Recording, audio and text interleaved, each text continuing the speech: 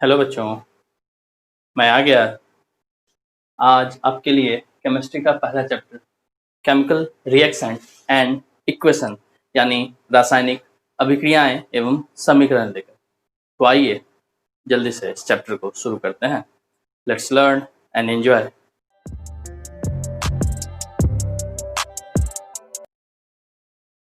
बच्चों, मैं इस चैप्टर को शुरू करूं उससे पहले आपको क्लास 9th के उस चैप्टर को याद करना होगा जहां आपने केमिकल फार्मूला यानी रासायनिक सूत्र लिखना सीखा था। याद है तब तो बहुत अच्छी बात है। अगर आपको लगता है कि अभी भी उसमें थोड़ी सी परेशानी है तो आइए मैं इसी चीज से इस चैप्टर की शुरुआत करता हूँ। अब इसको सीखने के लिए आपको हर एक एलिमेंट की वैलेंसी यानी तत्वों की संयोजकता याद रखनी होगी। संयोजकता निकालने के लिए पिछले क्लास में बताया गया था, या फिर अगर नहीं जानते हैं आप तो आने वाले किसी वीडियो में मैं संयोजकता यानी वैलेंसी निकालना आपको सिखाऊंगा। पर अभी आपको जरूरत होगी इस चार्ट की। ये जो चार्ट आपको दिख रहा है, इस चार्ट में आपको सभी तत्वों के नाम, उनके सिंबल और उनके साथ उनके वैलेंसी लिखे हुए हैं। तो आज हम उन वैलेंसीज को इस्तेमाल करते हुए सीधे ही कुछ सूत्रों को लिखना शुरू करते हैं। देखिए, ये 4 कंपाउंड के नाम आपके सामने लिखे हुए हैं। ये 4 यौगिक हैं जिनका सूत्र, जिनका फॉर्मूला आपको लिखना है। तो इस फॉर्मूला के लिए मैंने बताया आपको टेबल की ही हेल्प लेनी होगी। तो टेबल में आप देखिए, आपको दिख रहा होगा सोडियम Na के लिए मैंने डायरेक्ट ही वैलेंसी लिख रखा है, वो वैलेंसी है +1।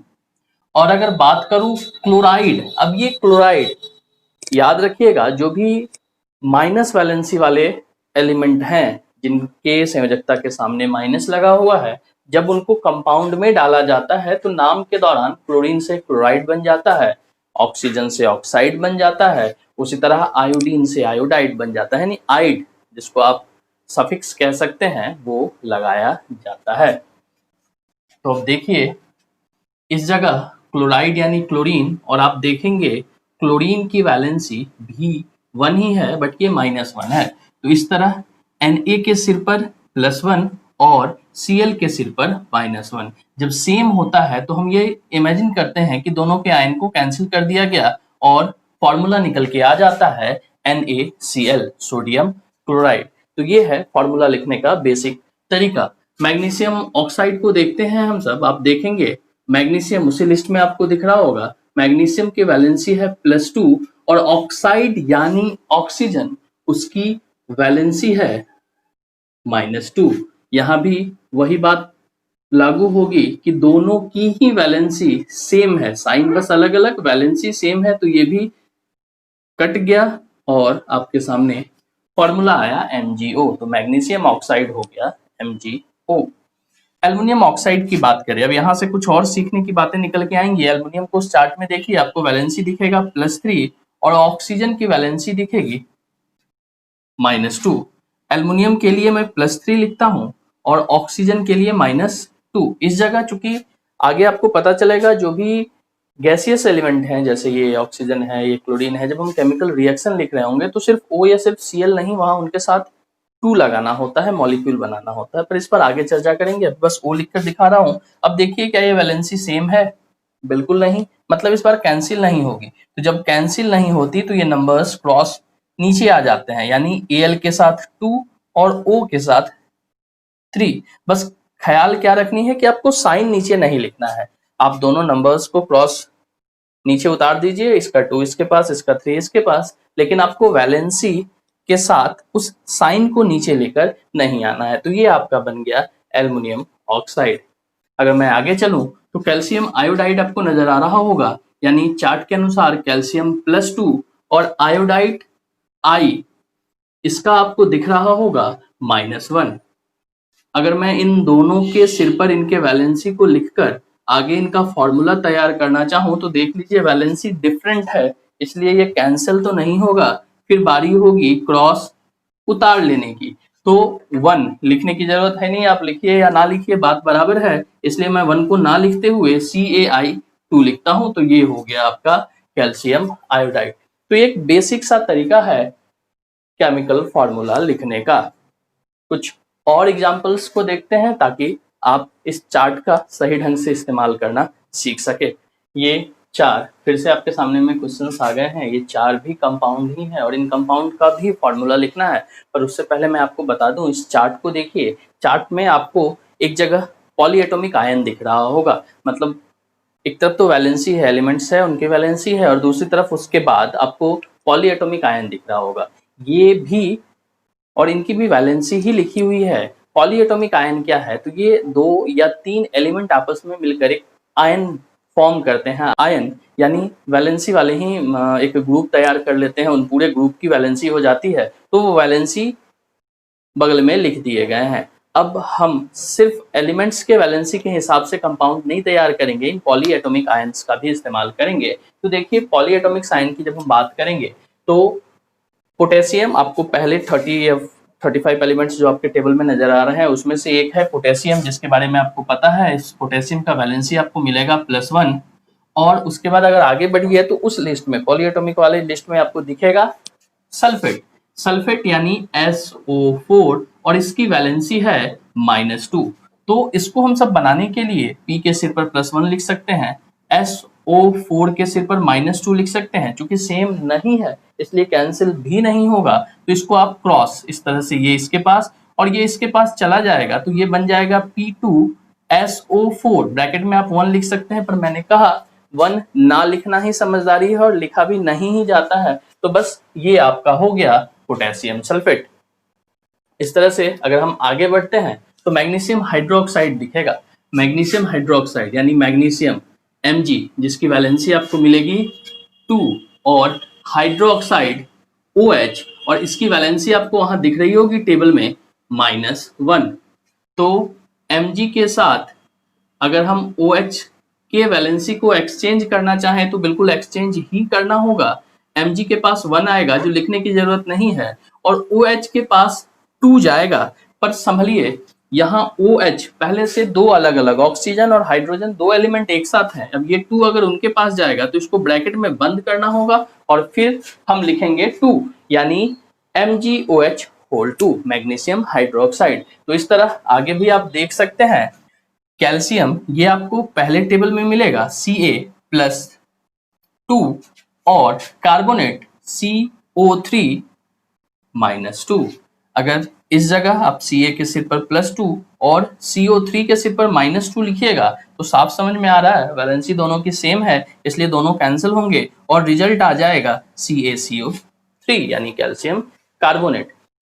अब आप पूछ सकते हैं कि सर कैसे पता चलेगा कि कंपाउंड में जो ये दोनों नाम नजर आ रहे हैं, ये दोनों हमारे उस पहले 35 एलिमेंट्स में ही दिख जाएंगे या फिर हमको पॉलीएटॉमिक आयन में भी आना पड़ेगा? तो इसके लिए मैं आपको जवाब दे दूं, जिसके अंत में आपको 8 दिख रहा होगा, 8, तो वो 8 वाला जो ग्रुप दिखेगा ये पॉलीएटॉमिक आयन होगा, यानी जो मैंने नीचे टेबल बना के रखा है 10 का वो। लेकिन अगर आइड दिख रहा होगा, जैसा कि पहले 4 क्वेश्चन में दिख रहा था, आप देख सकते हैं उन 4 के लास्ट में आइड था, क्लोराइड था, ऑक्साइड था। तो जब आइड दिख रहा होगा तो आप उसको अपने पहले वाले टेबल यानी उस 35 पहले 35 एलिमेंट जो मैंने लिख रखे हैं उसमें ही ढूंढिएगा। याद रहे, हाइड्रोक्साइड एकमात्र ऐसा पॉलीएटॉमिक आयन है जिसके नाम के आखिरी में आइड लगा दिया गया है और ये आपको पॉलीएटॉमिक के ग्रुप में मिलता है। तो आपका जो लिस्ट है, ये जो लिस्ट आप देख रहे हैं, उस लिस्ट में आपको केवल हाइड्रोक्साइड को एक एक्सेप्शन की तरह याद रखना होगा कि हाइड्रोक्साइड OH-1 होता है जो पॉलीएटॉमिक आयन है लेकिन आइड लेकर चल रहा है। बाकी आइड मिले तो आप पहले ग्रुप को देख लीजिए, और अगर 8 मिले तो आप नीचे वाले यानी पॉलीएटॉमिक आयन में आ जाइए। तो उम्मीद है आपको समझ में आ रहा होगा। एक और बनाते हैं और फिर दोनों को मिक्स करके आपके सामने 4 और नाम रख दिए जाएंगे। यहाँ देखिए, aluminium valency +3, bicarbonate HCO3 valency -1। अब अगर इसको कंपेयर किया जाए तो ये क्रॉस आएगा और ये हो जाएगा AlHCO3 होल 3। ये हो गया एल्युमिनियम बाइकार्बोनेट या aluminium hydrogen carbonate. Hydrogen carbonate भी इसका नाम होता है। आप लिस्ट में देखिए, एल्युमिनियम हाइड्रोजन कार्बोनेट या एल्युमिनियम बाइकार्बोनेट, दोनों ही लिखा हो। एल्युमिनियम के बाद अगर हाइड्रोजन कार्बोनेट एक साथ हो तो आपको समझ लेना है कि ये HCO3 वाला है, ना कि हाइड्रोजन अलग एलिमेंट और कार्बोनेट अलग आयन दिखेगा आपको। ऐसा नहीं सोचना है। हाइड्रोजन कार्बोनेट या बाइकार्बोनेट का मतलब एक ही है, HCO3 एक साथ, जिसकी वैलेंसी कंप्लीटली -1 दी हुई है। तो इस तरह से आपका ये तैयार हो गया। अब आपके सामने 4 और क्वेश्चंस रखे जाते हैं। आइए उसको बनाकर अपने छोटे से डाउट को कि कब टेबल में ऊपर देखना है, कब टेबल में नीचे देखना है, उसको क्लियर करते हैं। बच्चों देखिए, 4 और क्वेश्चंस आपके सामने में है। आइए जल्दी जल्दी इन पर भी विचार करते हैं।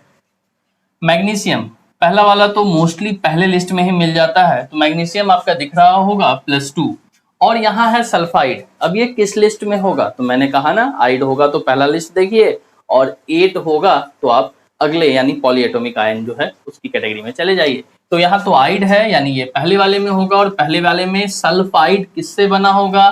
तो निश्चित ही सल्फर से। तो सल्फर यानी S, और इसकी भी वैलेंसी होती है -2। तो इस तरह Mg+2S -2 सेम है, कैंसिल हो गया, तो ये बन गया MgS। आसान था।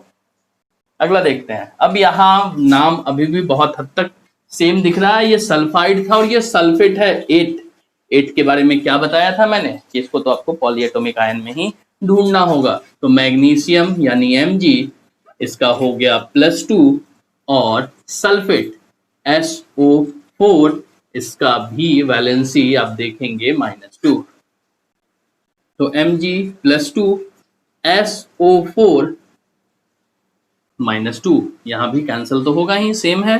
तो ये हो गया MgSO4। ये मैग्नीशियम सल्फेट के लिए एक प्रॉपर एग्जाम्पल हो गया। अब आइए अमोनियम क्लोराइड। अमोनियम, ये आप अपने पहले लिस्ट में ढूंढ के देखिए, आपको कहीं भी नहीं मिलेगा। तो क्या करना होगा? अमोनियम आपको मिलेगा पॉलीएटॉमिक की कैटेगरी में, और पॉलीएटॉमिक आयन में आप गौर से देखिए, सारे में बस एक अमोनियम ही है आपके इस लिस्ट में जो प्लस में है। और आप जितना भी अभी तक कंपाउंड देख रहे हैं, जिसका भी फॉर्मूला आपने लिखा है, उन सब में जो पहला होता है वो पॉजिटिव आयन होता है, यानी उसकी वैलेंसी प्लस में होती है, और जो दूसरा होता है वो नेगेटिव आयन, यानी उसकी वैलेंसी माइनस में होती है। तो अमोनियम जिसके बारे में लिखा हुआ है, इसकी वैलेंसी है, पहले तो फॉर्मूला हो गया NH4, और इसकी वैलेंसी है +1। फिर क्लोराइड, आइड लगा हुआ है, कहाँ मिलेगा? पहले वाले में, क्लोरीन से तैयार हुआ है, तो Cl -1। बताइए क्या बना? बना NH4 +1 और Cl -1। भैया सेम है, शहीद तो होगा। शहीद होने के बाद आपके पास आ क्या गया? NH4Cl। ये हो गया आपका अमोनियम क्लोराइड। तो इस तरह से अमोनियम एक ऐसा पॉजिटिव आयन हो गया, प्लस वाला आयन हो गया, जो आपको पॉलीएटॉमिक आयन की कैटेगरी में जाकर ढूंढना होगा। फिर से कैल्शियम पर लौट के आते हैं। कैल्शियम +2 और हाइड्राइड किससे निकला होगा? आइड होगा तो आप अगले में जाइएगा नहीं, अगले में एकमात्र हाइड्रोक्साइड ही माइनस होता है, बाकी आइड वाले सारे आपको पहले वाले से तैयार करने हैं। पहला वाला 35 जो नजर आ रहा है, उसमें हाइड्राइड किससे बन सकता है? तो निश्चित ही हाइड्रोजन से, यानी हाइड्रोजन। अब हाइड्रोजन की वैलेंसी में आपको दोनों दिख रहा होगा, +1 भी और -1 भी, क्योंकि हाइड्रोजन दोनों तरह का रोल प्ले कर सकता है। इस जगह बाद में है तो माइनस होगा, और किसी में पहले होगा, वो भी मैं आपको दिखाता हूं। मान लीजिए इसको मिटाकर अगर आपके सामने में मैं रख दूं, हाइड्रोजन क्लोराइड, तो यहाँ हाइड्रोजन पहले है, इस जगह हाइड्रोजन की वैलेंसी लेनी होगी +1, क्योंकि माइनस के लिए क्लोरीन खड़ा है। इस जगह हाइड्रोजन बाद में है, इस जगह हाइड्रोजन की वैलेंसी -1, क्योंकि प्लस वाला कैल्शियम है। तो ये +2 और ये -1, चेंज होगा पोजीशन, चूंकि कैंसिल तो होगा नहीं, तो CaH2 ये हो गया कैल्शियम हाइड्राइड। पर हाइड्रोजन क्लोराइड के लिए H भी +1, Cl भी -1, और इस तरह से आप 1 और 1 कैंसिल करके रिजल्ट निकाल सकते हैं HCl। तो ये हो गया हाइड्रोजन क्लोराइड। तो हाइड्रोजन दोनों ही रोल प्ले कर लेता है। तो इस तरह आपका ये केमिकल फॉर्मूला लिखने का जो प्रोसेस है वो कंप्लीट हो गया। आपके सामने जो ये 2 चार्ट दिख रहे हैं, 2 पेज जो मैंने आपको बारी बारी से दिखाया है, अगर आप इस पेज को डाउनलोड करना चाहते हैं तो डिस्क्रिप्शन में लिंक रखा हुआ है, जहां जाकर आप क्लिक करके आसानी से इसको खुद के फ़ोन में डाउनलोड कर सकते हैं। इस लिस्ट में आपको क्लास 10th के एनसीईआरटी बुक में जितने भी एलिमेंट्स या कंपाउंड्स के नाम हैं, उन सब का वैलेंसी, उन सब का सिंबल और फॉर्मूला आपको लिखा मिलेगा। तो अगर इस लिस्ट को आप इस वैलेंसी के साथ याद कर लेते हैं तो क्लास 10th के केमिस्ट्री के लिए आपको किसी कंपाउंड को देखकर थोड़ी सी भी परेशानी नहीं होगी। आप पहले से उसके बारे में फॉर्मूला हो लिखना हो या उसकी वैलेंसी बतानी हो, आप आसानी से पता लगा सकते हैं। तो आप आसानी से डिस्क्रिप्शन बॉक्स में जाइए, दिए हुए लिंक पर क्लिक कीजिए और उस पेज को डाउनलोड कर लीजिए।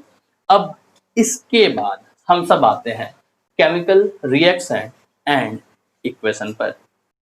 बच्चों, अब हम बात करते हैं केमिकल रिएक्शन यानी रासायनिक अभिक्रिया की। रासायनिक अभिक्रिया मैं आपको बताऊं उससे पहले आपको एक छोटा सा कनेक्शन पिछले क्लास से दिखा देता हूं। क्लास 9th में आपने पढ़ा था भौतिक एवं रासायनिक परिवर्तन, फिजिकल एंड केमिकल चेंजेस। तो वहां जो केमिकल चेंजेस था वही चीजें आपको यहाँ केमिकल रिएक्शन में नजर आने वाली है, यानी वहां का रासायनिक परिवर्तन और यहाँ रासायनिक अभिक्रिया। अब ये है क्या?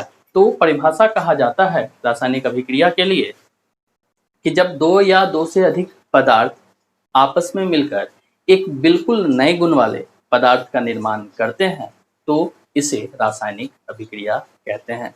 When two or more substances combine with each other and forms a completely new substance is called chemical reaction.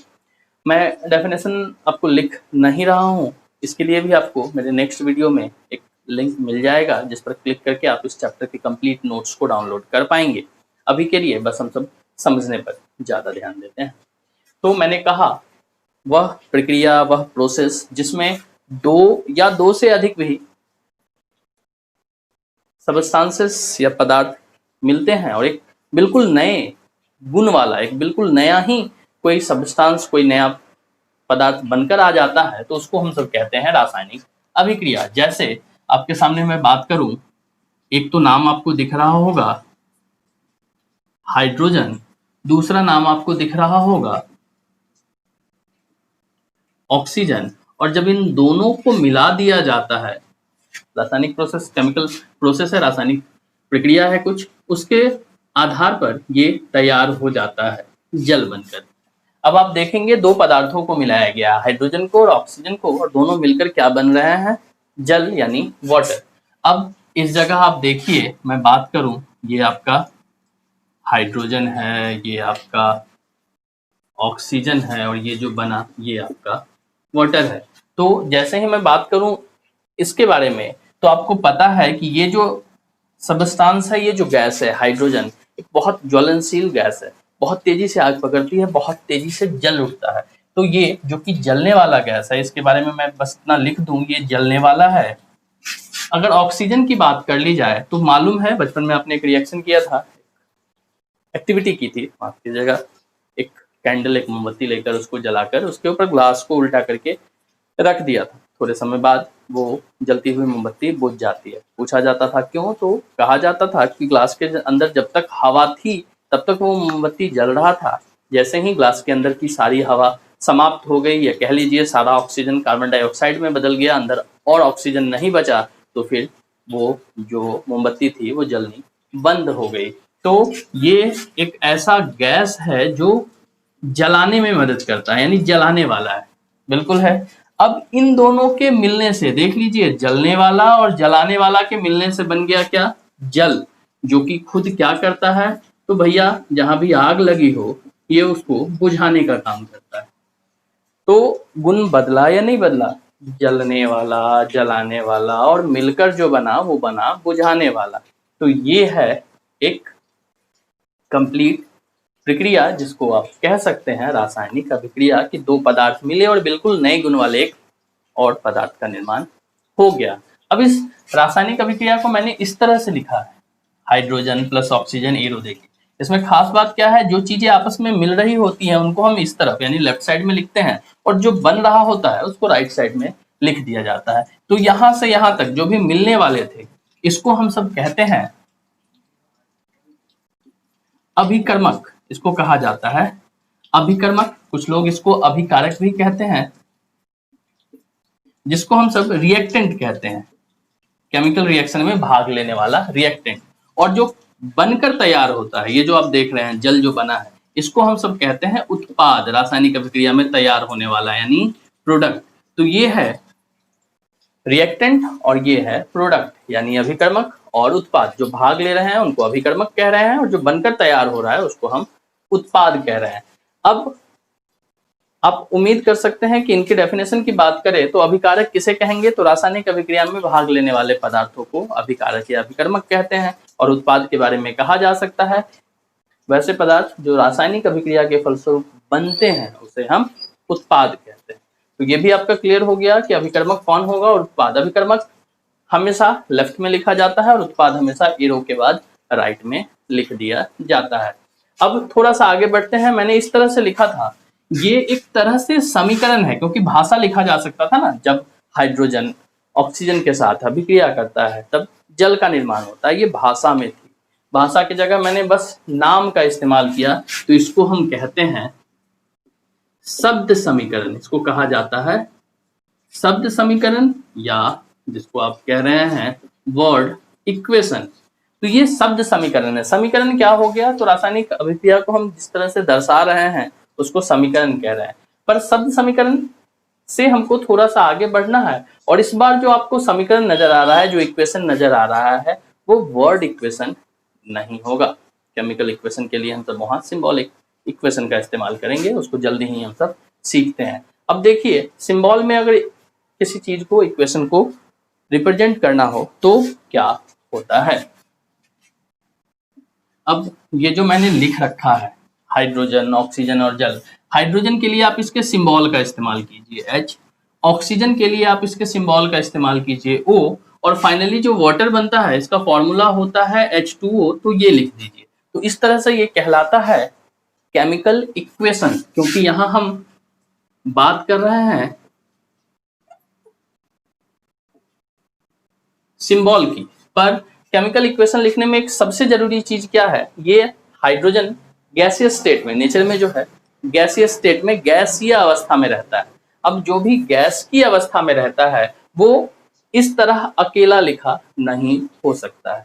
जो ठोस हैं, जो द्रव हैं, उनके बारे में तो नहीं, लेकिन जो गैस हैं उनके बारे में ये निश्चित ही है कि वो कभी भी इस तरह से, यानी एटम, इसको हम सिंगल एटम कहेंगे क्योंकि आगे में कोई नहीं है, एक परमाणु परमाणु के रूप में नहीं रह सकता है, तो इसको हमको अणु बनाना पड़ता है, यानी दो परमाणुओं को मिलाना पड़ता है। तो जो भी गैस होते हैं उनके नीचे हमको 2 लगाना पड़ता है। आगे कहीं क्लोरीन दिखेगा तो क्लोरीन में भी हम सबको 2 लगाना पड़ेगा। तो कुछ याद करने की चीजें हैं कि हाँ, कौन कौन से फ्री स्टेट में नहीं रह सकते, एटम के परमाणु के रूप में नहीं रह सकते, उनको हमको अणु के रूप में लिखना होगा। ये सब याद करने वाली बातें हैं। धीरे धीरे आपके सामने सारा रिएक्शन आता जाएगा और आप समझ जाएंगे किस किस के सामने 2 लगाना होता है। तो जब 2 लगा देते हैं तो ये तो आपका केमिकल इक्वेशन जो है वो तैयार हो जाता है। अब ये केमिकल इक्वेशन तो तैयार हो गया, सवाल है केमिकल इक्वेशन कहते किसको है। तो यहाँ बस ये कहा जा सकता है कि रासायनिक अभिक्रिया को संकेतों और सूत्रों की मदद से लिखना ही रासायनिक समीकरण कहलाएगा। समीकरण यानी symbolic representation of chemical reaction. किसी भी केमिकल रिएक्शन का जो सिंबॉलिक रिप्रेजेंटेशन होगा वही आपके लिए केमिकल इक्वेशन होगा। तो ये आपका केमिकल इक्वेशन हो गया। अब केमिकल इक्वेशन को ना 2 हिस्सों में बांट दिया जाता है। केमिकल इक्वेशन जिसको हम बोल रहे हैं रासायनिक समीकरण, ये 2 हिस्सों में बढ़ता है। एक जिसको आप कहते हैं संतुलित रासायनिक समीकरण और एक जिसको आप कहते हैं असंतुलित रासायनिक समीकरण। असंतुलित का एक और नाम है कंकाली रासायनिक समीकरण। मतलब ये आपका बैलेंस्ड हो गया और ये आपका अनबैलेंस्ड और स्केलेटन केमिकल इक्वेशन हो गया, ये आपका बैलेंस्ड केमिकल इक्वेशन है। तो केमिकल इक्वेशन को दो हिस्सों में बांटा गया, संतुलित रासायनिक समीकरण और असंतुलित रासायनिक समीकरण। अब ये क्या होता है, तो फिर से चलते हैं क्लास 9th में। क्लास 9th में आपने पढ़ा द्रव्यमान संरक्षण का सिद्धांत, जब रासायनिक वहां पे छोटा सा चर्चा हुआ था, तो द्रव्यमान संरक्षण का सिद्धांत बताया गया था कि रासायनिक अभिक्रिया में ना तो परमाणुओं का सृजन होता है, ना ही परमाणुओं का विनाश होता है। मतलब अभिकर्मकों के कुल द्रव्यमान उत्पाद के कुल द्रव्यमान के बिल्कुल बराबर होते हैं। तो यहाँ हम द्रव्यमान यानी मास को कैलकुलेट नहीं करने वाले हैं, पर हम संख्याओं को जरूर देखेंगे, नंबर्स ऑफ एलिमेंट हम जल्दी जल्दी देखते हैं। अब देखिए यहाँ हाइड्रोजन कितना है, 2, नीचे 2 लिखा है ना, 2। इधर कितने हैं हाइड्रोजन, तो यहाँ भी 2, तो हाइड्रोजन और हाइड्रोजन तो बराबर हो गया। ऑक्सीजन यहाँ कितने हैं, 2, पर यहाँ कितने हैं, यहाँ कोई नंबर नहीं है, इसलिए यहाँ है अकेला, है या नहीं है, बिल्कुल अकेला है। तो ये 2 यहाँ होना और यहाँ कुछ नहीं, मतलब 1 होना, ये दर्शाता है कि दोनों तरफ जो परमाणुओं की संख्या है, 2 इसके 2 इसके 4 और 2 इसका 1 इसका, 2 और 1 3, तो 4 और 3 बराबर नहीं है। तो जब ये बराबर नहीं होते हैं तो ये असंतुलित रासायनिक समीकरण या unbalanced chemical reaction, chemical equation कहलाते हैं। अब ये जब असंतुलित है तो इसको संतुलित करना जरूरी है, नहीं तो ये द्रव्यमान संरक्षण का जो सिद्धांत है उसको सिद्ध नहीं होने देगा, उसको सही नहीं माना जाने देगा। तो इसलिए इसको संतुलित करना जरूरी है, और संतुलित करने के लिए हमको अपने चैप्टर के शुरुआत में ही, इस चैप्टर के शुरुआत में ही सारे केमिकल रिएक्शंस को बैलेंस करना सिखाया गया है। इस क्लास में केमिकल रिएक्शन को बैलेंस करने के लिए जिस कॉन्सेप्ट का, जिस प्रोसेस का इस्तेमाल किया जाता है उसका नाम दिया गया है हीट एंड ट्रायल मेथड। अब ये हिट एंड ट्रायल मेथड क्या है, तो यहाँ आपको बस अनुमान लगाना है, ये अनुमान के हिसाब से ही काम चलेगा कि आपको नंबर्स रख रख के अनुमान लगाना है, तब तक कोशिश करनी है बैलेंस करने की जब तक ये बैलेंस नहीं हो जाता है। हालांकि बैलेंसिंग के और भी बहुत से प्रोसेस हैं, पर इस क्लास के लिए तो बस यही एक प्रोसेस है। मैं भी उसको बहुत छोटे में आपको बताता हूँ, वरना वीडियो बहुत लंबी खिंच जाएगी। तो आइए हिट एंड ट्रायल मेथड में क्या करते हैं, असंतुलित को संतुलित कैसे करते हैं वो देखते हैं। इस जगह ये तो बहुत आसान था, H2 था, H2 है, सॉरी H2 था, H2 है, पर ऑक्सीजन 2 था, ऑक्सीजन 1 ही है। तो अब हम यहाँ कोई नंबर नहीं लिख सकते हैं, बैलेंस करने के लिए हम जब भी लिखेंगे कोई नंबर यहाँ लिख सकते हैं, कोई नंबर यहाँ लिख सकते हैं, कोई नंबर यहाँ लिख सकते हैं, नीचे लिखना मेरे हाथ में नहीं है। तो आप बताइए आप क्या करेंगे। आप देखेंगे यहाँ ऑक्सीजन 2 है, यहाँ ऑक्सीजन 1 है, तो आप कहेंगे सर यहाँ 2 लिख दीजिए, तो मैंने 2 लिख दिया, 2 लिखा। अब यहाँ कुछ नहीं तो 1 है, 2 1 जा 2, ऑक्सीजन 2 हो गया। पर गड़बड़ कहाँ हो गई, हाइड्रोजन के साथ, 2 2 जा 4, हाइड्रोजन हो गए 4। अब हाइड्रोजन अगर 4 है तो यहाँ हाइड्रोजन तो 2 है, बैलेंस कैसे कीजिएगा, तो आप कह सकते हैं सर यहाँ भी 2 दे सकते हैं, बिल्कुल 2 दे दीजिए। तो ये हो गया आपका एक बैलेंस केमिकल इक्वेशन। जो थोड़ी देर पहले अनबैलेंस था, स्केलेटन केमिकल इक्वेशन था, वो अब बैलेंस्ड संतुलित केमिकल रिएक्शन हो गया, इक्वेशन हो गया। तो ये संतुलित की बात जब हम कर रहे हैं तो देख लीजिए, हाइड्रोजन अब 2 दूना 4, हाइड्रोजन 2 दूना 4, ऑक्सीजन 2 और ऑक्सीजन 2, तो इस तरह से ये बैलेंस हो गया। तो एक दो क्वेश्चन और हम सब देखते हैं बैलेंस करने पर, और फिर हम सब आगे बढ़ेंगे। लेकिन उससे पहले इन दोनों के डेफिनेशन को समझ लीजिए।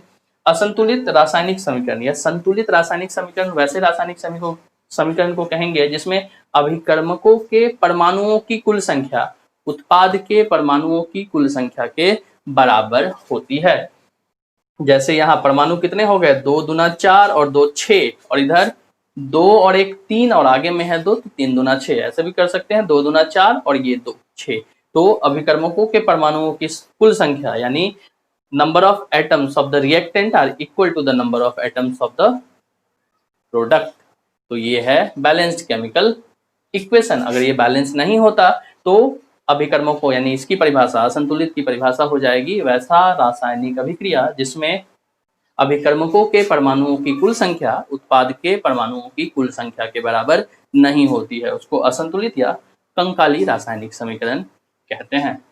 तो ये है रासायनिक अभिक्रिया, रासायनिक समीकरण और संतुलित तथा असंतुलित रासायनिक समीकरण। अब थोड़ा सा आगे चलते हैं हम सब बच्चों। कुछ 4 रासायनिक समीकरण आपके सामने में लिखे हुए हैं, इनको हम सब हीट एंड ट्रायल मेथड से बैलेंस करने की कोशिश करते हैं।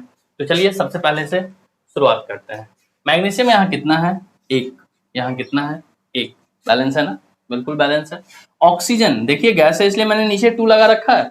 ऑक्सीजन O2 यहाँ 2 है और वहां कितने हैं, तो सिर्फ 1, क्या ये बैलेंस है? आप कहेंगे नहीं, तो कैसे बैलेंस कीजिएगा, यहाँ 2 है तो ऑक्सीजन को बैलेंस करने के लिए यहाँ 2 लिख देना होगा। जैसे ही ऑक्सीजन के लिए वहां 2 लिखते हैं, मैग्नीशियम बिगड़ जाता है, बिगड़ गया तो सुधारना तो पड़ेगा। मैग्नीशियम यहाँ कितने हैं, 2, तो यहाँ भी आपको लिखना होगा 2। ये हो गया आपका पहला केमिकल इक्वेशन बैलेंस। दूसरे को देखें, NH3Cl, N कितना है 1, N कितना है 1, बहुत अच्छे। H कितने हैं 3 और 1 4, यहाँ मल्टीप्लाई नहीं यहाँ ऐड होगा, जब इस जगह होता है तब मल्टीप्लाई होता है। 3 और 1 4, यहाँ कितने हैं 4, बैलेंस हो गया ना। Cl1 भैया ये तो पहले से संतुलित है, अपने को कुछ करने की जरूरत ही नहीं है। अगले को देख लीजिए, Ag हंसी आई, Ag हो गया। Cl यहाँ 2, यहाँ Cl1 है, गड़बड़ हो गई ना। Cl कैसे बैलेंस कीजिएगा, यहाँ 2 है तो यहाँ 2 देना होगा, पर जैसे ही Cl बैलेंस हुआ Ag ने पलटी मार दी। Ag वहां 2 हो गए हैं, यहाँ बैलेंस तो है नहीं, इसके लिए आपको यहाँ भी 2 देना होगा। तो इस तरह से आपका ये केमिकल इक्वेशन भी बैलेंस हो गया। और लास्टली आपके सामने में है Fe2O3 यानी आयरन ऑक्साइड, एल्युमिनियम ऑक्साइड और आयरन। इसको बैलेंस कीजिए। Fe2 है, Fe बेचारा 1 है, 2 लगा दूं आगे में, लगा दिया मैंने। कोशिश करनी होती है नंबर देके, अब पेंसिल से लिखिए, पेन से लिखिए, हो सकता है कभी टूल लगाना ठीक ना हो तो बढ़ाना भी पड़ सकता है। खैर इस जगह ये कितने हैं 3, यहाँ कितने हैं 3, बराबर है। एल्युमिनियम 1, एल्युमिनियम कितने हैं 2, तो बराबर करने के लिए यहाँ लगाना होगा 2। तो इस तरह से आपका ये सभी केमिकल इक्वेशन जो था वो बैलेंस हो गया। काफी आसान है, कुछ एक क्वेश्चन ही आपको ट्विस्ट करेंगे, बाकी सारे बेसिक होंगे। जैसे मैं एक और एग्जांपल आपके सामने में रख दूं, ये है CH4 जिसको हम मीथेन कहते हैं। धीरे धीरे आपके सामने सभी आ जाएंगे, बुक खत्म होते होते तक बहुत सारे इस तरह के कंपाउंड से आप परिचित हो चुके होंगे। चैप्टर्स सारे के सारे जब तक कंप्लीट होते हैं तब तक। यहाँ ये बनाता है CO2 और H2O। अब इसको बैलेंस करना है, तो यहाँ मैं एक सजेशन दूंगा, इसमें आपको अकेला कौन दिख रहा है, अकेला दिख रहा है ऑक्सीजन। तो जब ऑक्सीजन अकेला दिखता है तो एक अच्छा सा काम कीजिए कि उसको सबसे आखिरी में बैलेंस कीजिए, पहले बाकियों को बैलेंस करने की कोशिश कीजिए। जैसे C 1 है, बैलेंस हो गया। H 4 है, H यहाँ 2 है, गड़बड़ हो गई ना। तो H को बराबर करने के लिए मैं यहाँ लिख देता हूँ 2। आपने भी समझा, 4 था, 4 बनाना था, 4 मैंने बना दिया, पर अब घोटाला हो गया ऑक्सीजन के साथ। 2 ऑक्सीजन यहाँ, 2 ऑक्सीजन यहाँ, 4 यहाँ कितने हैं, यहाँ है केवल 2, बराबर कैसे होगा, तो आगे में 2। देखिए आसान इसलिए हो गया क्योंकि ये अकेला था, यहाँ मैं अपने हिसाब से कोई भी नंबर रख सकता था और मैंने रख दिया, तो ये आसानी से बैलेंस हो गया। ये आपका 5वां था, तो इसी को कहते हैं हम हिट एंड ट्रायल मेथड, जहां आसानी से आप किसी भी नंबर को पुट करके केमिकल इक्वेशन को बैलेंस करने की कोशिश कर सकते हैं। छठा इसी का बड़ा भाई देते हैं आपके सामने में, C2H6 प्लस O2 बनेगा अभी भी सेम CO2 और H2O। अब मैं कहूँगा इसको आप बैलेंस कीजिए, तो इसको बैलेंस करने के लिए आप वीडियो को थोड़ी देर के लिए पॉज कीजिए, अपनी कॉपी में आप कोशिश कीजिए, और फिर ना बने तब वीडियो को आगे प्ले कर लीजिएगा। देखिए क्या होता है इसमें। मैंने कहा ऑक्सीजन को सबसे आखिरी में हम सब बैलेंस करेंगे, तो ऑक्सीजन को तो छोड़ दीजिए, कार्बन यहाँ 2 है और यहाँ भाई साहब 1, तो आगे में हमको लिखना होगा 2, मैंने तो लिख दिया। कार्बन कार्बन बराबर हाइड्रोजन 6 और यहाँ हाइड्रोजन कितने हैं, सिर्फ और सिर्फ 2, तो बराबर करने के लिए आगे में आपको लिखना होगा 3, आपने लिख दिया, 3 दूना 6, हाइड्रोजन भी बराबर। बारी है ऑक्सीजन की। अब यहाँ जो मैं बताने जा रहा हूं उसको बहुत ध्यान से सुनिएगा। ऑक्सीजन कितने हो गए, 2 दूना 4 और 3 7, अब यहाँ तो कोई नंबर लिख के आप 7 ला नहीं सकते हैं, आ सकता है क्या? बिल्कुल नहीं। तो 7 कैसे आएगा? तो मेरे इस ट्रिक पर ध्यान रखिएगा। मैं यहाँ लिख रहा हूँ 7/2, जबकि रूल कहता है केमिकल इक्वेशन को बैलेंस करने के लिए आप जब भी यूज कीजिएगा कंप्लीट नंबर, जिसको आप होल नंबर कहते हैं, वो यूज कीजिएगा। होल नंबर कहूँ या नेचुरल नंबर कहूँ, क्योंकि होल नंबर में तो 0 आ जाता है, तो नेचुरल नंबर डालकर ही इसको बैलेंस करना होता है। और यहाँ तो 7 लाने के लिए हमको 7/2 लिखना पड़ा, क्योंकि 7/2 इंटू 2 कट जाएगा और फिर ऑक्सीजन 7 बच जाएगा, जो कि उधर 7 है। तो इसके बाद आपको इसको सुधारना पड़ेगा। सुधारना कैसे होगा? तो वो बचपन वाला रूल, एलसीएम लेते थे ना, फिर फ्रैक्शन वाला जो सम होता था, भिन्न का जोड़ घटाव, उस हिसाब से काम करते थे। तो या आप वैसे समझ लीजिए, तो या आप देख लीजिए इसके डिनोमिनेटर में 2 है, इसके लिए सबको 2 से गुना कर दीजिए। इसके नीचे 2 नजर आ रहा है, इसका 2 हटाना है, इसको 2 से मल्टीप्लाई करना होगा। इसको अगर आप 2 से मल्टीप्लाई कर रहे हैं तो आपको सबको 2 से मल्टीप्लाई करना होगा। देखिएगा धोखा ना हो, तो 2 से मल्टीप्लाई करेंगे, इसके आगे में 2 लग जाएगा। इसको 2 से मल्टीप्लाई किए तो इसका नीचे का 2 गायब हो गया और ये 7। ऐसा नहीं कि आप 7 2 जा 14 बना दीजिए। इसको भी 2 से मल्टीप्लाई किए तो ये 4 CO2 हो गया, और इसको भी 2 से मल्टीप्लाई करना होगा तो 3 2 जा 6 H2O हो गया। तो अब आप देख सकते हैं ये आपका एक बेसिक सा फॉर्म था, जो आंसर तो नहीं हो सकता था आपका, तो इसकी मदद से मैंने इसको तैयार किया। अब देखिए कार्बन कितने हैं? 2 दूना 4, यहाँ है ना 4। हाइड्रोजन कितने हैं? 6 दूना 12, यहाँ है ना 6 दूना 12। ऑक्सीजन कितने हैं? तो ऑक्सीजन 7 दूना 14, और यहाँ आप मिलाइए 6 इस जगह और 4 दूना 8, 8 और 6 14, बैलेंस हो गया ना। तो इस तरह से केमिकल इक्वेशन को बैलेंस करने के लिए कभी कभी हम सब अकेले वाले को छोड़ देते हैं, उसके सामने जरूरत के अनुसार फ्रैक्शन रख देते हैं और फिर प्रोसेस को आगे खींच लेते हैं। उम्मीद है समझ में आ गई होगी। अब आप जब समझ गए हैं इस चीज को, तो आइए अब हम केमिकल रिएक्शन यानी रासायनिक अभिक्रियाओं के कुछ गुणधर्म को, अभिलाक्षणिक गुणों को समझते हैं, जिसको कैरेक्टरिस्टिक कहते हैं। तो कैरेक्टरिस्टिक ऑफ केमिकल रिएक्शन देखते हैं। बच्चों, ये है रासायनिक अभिक्रिया के अभिलाक्षणिक गुण यानी कैरेक्टरिस्टिक ऑफ केमिकल रिएक्शन। 5 गुण लिखे जा रहे हैं: गैसों का उत्सर्जन, इवोल्यूशन ऑफ गैस, अवक्षेप का निर्माण, फॉर्मेशन ऑफ प्रेसिपिटेट, रंग में परिवर्तन, तापमान में परिवर्तन और अवस्था में परिवर्तन।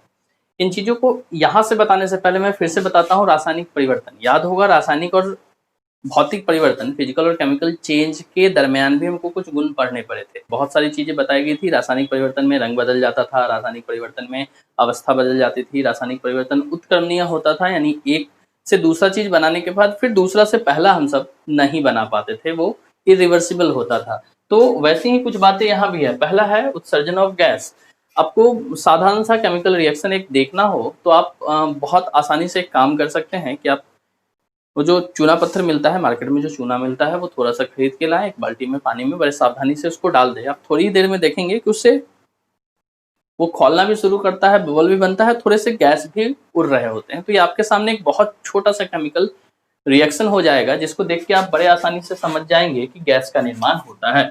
चूना पत्थर अगर CaCO3 हो तब तो ठीक, अगर इसको मैं यहाँ लिखता हूँ CaCO3 से ही दिखाता हूँ। ये चूना पत्थर आप खरीद कर लाते हैं, इसको आप जल में डाल देते हैं तो इससे बनता क्या है? इससे बनता है CaOH होल 2 प्लस CO2। तो इस रिएक्शन के दरमियान आपको कार्बन डाइऑक्साइड गैस जो है वो निकलता हुआ दिखाई देगा। चूना पत्थर मार्केट से लाया आपने, जल में डाल दिया, थोड़ी देर बाद जैसे ही जल में डालेंगे बहुत थोड़े समय के अंदर ही आपको जो है गैस कार्बन डाइऑक्साइड उड़ता हुआ दिखाई देने लगेगा। तो ये पहला उत्सर्जन ऑफ गैस होता है। और छेप का निर्माण, झाग का निर्माण, ये अपने डेली लाइफ में तो शायद कहा नहीं जा सकता कि आप कहीं देख पाइएगा इसको बहुत अच्छे से, लेकिन फिर भी सर्फ वगैरह आप देख ही रहे हैं झाग कैसे बनता है। तो वो सारी चीजें हैं। उससे आगे बढ़िए रंग में परिवर्तन। तो रंग में परिवर्तन के लिए आप नॉर्मल सा वो सेब, कटा हुआ सेब याद है, धीरे धीरे रंग बदलता था। रासायनिक परिवर्तन में रंग बदल रहा है, आप वो देख रहे हैं। आप खाना पका रहे हैं, आप सब्जी बना रहे हैं, धीरे धीरे सब्जी की भी जो रंग होती है वो बदलती चली जाती है। वो भी रासायनिक परिवर्तन है, किसी चीज को पकाना बनाना, और रासायनिक परिवर्तन के दरमियान वहां आपको उसका रंग बदलता हुआ दिखाई दे देता है। तो ये हो गया रंग में परिवर्तन। तापमान में परिवर्तन की अगर मैं बात करूं तो आप इसी बीकर को, जिस बीकर में आप चूना पत्थर को डाले होंगे, उस बाल्टी को अगर आप बाहर से टच करते हैं तो वो बर्तन आपको, वो बाल्टी आपको काफी गर्म लगेगी। इससे आप अनुमान लगा सकते हैं कि बहुत सारे, सभी नहीं लेकिन बहुत सारे रासायनिक अभिक्रियाओं में तापमान जो है वो बदलता है। इसमें आपको बहुत सारी ऊष्मा यानी हीट जो है वो उत्पन्न हो रही होती है, इसलिए बाल्टी को छूने पर बाल्टी आपको गर्म महसूस होता है। और अवस्था में परिवर्तन के लिए तो आपको फिर से मैं वही ले चलता हूँ, ये भी गैस था, ये भी हाइड्रोजन भी गैस, ऑक्सीजन भी गैस, और जो बना वो था जल, यानी ये आपका गैस था। अब देखिए रासायनिक अभिक्रिया लिखते हुए इन चीजों को भी बड़े अच्छे से बता दिया जाता है। इसके ब्रैकेट में लिख दिया जाता है जी, यानी ये गैस है। इसके भी ब्रैकेट में लिख दिया जाता है जी, यानी ये भी क्या है, गैस है। और फिर जो बना उसके ब्रैकेट में लिख दिया जाता है एल, यानी कि ये लिक्विड है। तो इस तरह से दो गैस मिले और द्रव्य का निर्माण हो गया। तो ये जो द्रव का निर्माण हुआ, द्रव और द्रव्य दो अलग अलग चीजें हैं। तो यहाँ द्रव बनता है, लिक्विड बनता है। द्रव्य मतलब तो पैसा होता है, धन होता है। तो यहाँ मैं बात कर रहा हूँ द्रव की, लिक्विड यानी दो गैसियस सबस्टांस आपस में मिले और बना क्या, एक लिक्विफाइड सबस्टांस, लिक्विड तैयार हो गया। तो अवस्था बदलना यही कहलाता है। अब रासायनिक अभिक्रियाओं के दरमियान हम सब जहाँ इन चीजों का ख्याल रखते हैं, वहां हमें ये भी दर्शाना पड़ता है कि हाँ, कोई सबस्टांस जो भाग लेने आया है रासायनिक अभिक्रिया में, कोई पदार्थ जो भाग लेने आया है वो गैस है, ठोस है, या फिर द्रव है, और क्या बना उसकी भी अवस्था की बात हो जाती है। तो आप इन चीजों को तो आसानी से समझ गए होंगे कि रासायनिक अभिक्रिया में ये चीजें होती है। पर जिस तरह सजीव और निर्जीव पढ़ाते हुए आपको ये उदाहरण दिया जाता है कि सजीव के 5 या 6 जो अभिलाक्षणिक गुण हैं, उनमें से कुछ गुण आपको गाड़ी में नजर आ जाएगा। जैसे सजीव भोजन करते हैं तो मोटरसाइकिल भी भोजन करती है, पेट्रोल डालते हैं ना। सजीव गति करते हैं तो मोटरसाइकिल भी गति करती है, लेकिन फिर भी मोटरसाइकिल जो है वो सजीव नहीं है। पेड़ पौधे भोजन करते हैं लेकिन पेड़ पौधे गति नहीं करते हैं, फिर भी वो सजीव है या नहीं है। तो कभी कभी सारे गुण मौजूद हो जरूरी नहीं है, कोई 2-3 गुण के बाद भी हम सजीव और निर्जीव की पहचान कर लेते हैं। वैसे ही ये सब एक ही अभिक्रिया में हो, एक ही रिएक्शन में सब हो जाए, ये जरूरी नहीं है। कुछ अभिक्रियाओं में आपको कोई 2-3 पॉइंट नजर आएगा, कुछ अभिक्रिया में सिर्फ एक ही दिखेगा, पर इसका मतलब नहीं है कि वो रासायनिक अभिक्रिया नहीं है। पर हाँ, इनमें से कुछ ना कुछ तो होता ही रहेगा हर अभिक्रिया के दरमियान।